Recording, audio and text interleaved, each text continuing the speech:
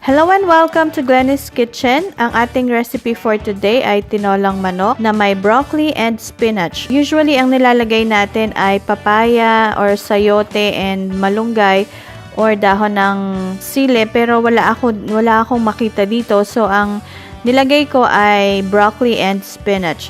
Pwede nyo rin tong i-try para maiba naman. So, simulan na natin. Ang ating mga ingredients ay 1 small ginger na slice or cut into strips, 5 cloves of garlic na chinyap din po natin, 1 small onion chopped, 1 Knorr chicken cube, ang ating spinach pwedeng mga 2 tasa, isang small broccoli crown, 3 tablespoons ng patis or fish sauce, at ang ating paminta, pwedeng kalahating kutsarita or depende po sa inyo.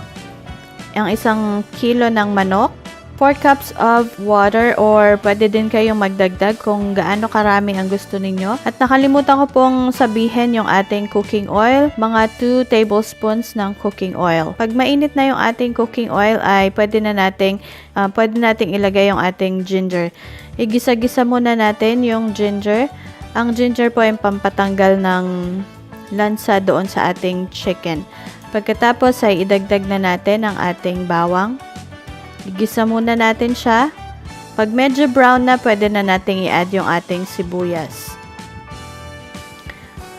Gisa-gisa at pagkatapos ay i-add na natin ang Knorr chicken cube at ang ating manok. Ang igisa muna natin ang manok ng mga or hanggang sa naging medyo brown na yung kanyang balat at saka na natin ilalagay yung water. Pwede kayong magdagdag pa ng tubig. Nag-add pa ako dyan ng mga 2 cups ng water para medyo mas marami yung sabaw. At hintayin muna natin siyang maluto ng mga 40 minutes. 30 to 40 minutes.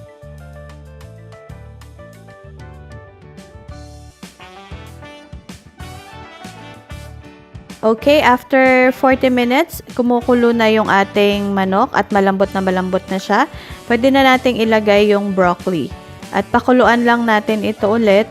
Pagka kumukulo na ay pwede na nating ilagay yung paminta. Ilagay na rin natin yung patis. Pag kumulo na ay ilagay na rin natin yung spinach. So pag kumulo na ay ready na itong ihain.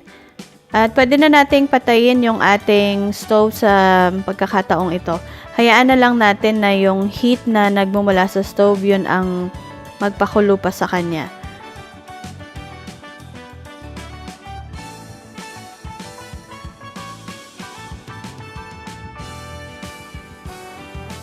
So, ito na ang ating tinolang manok.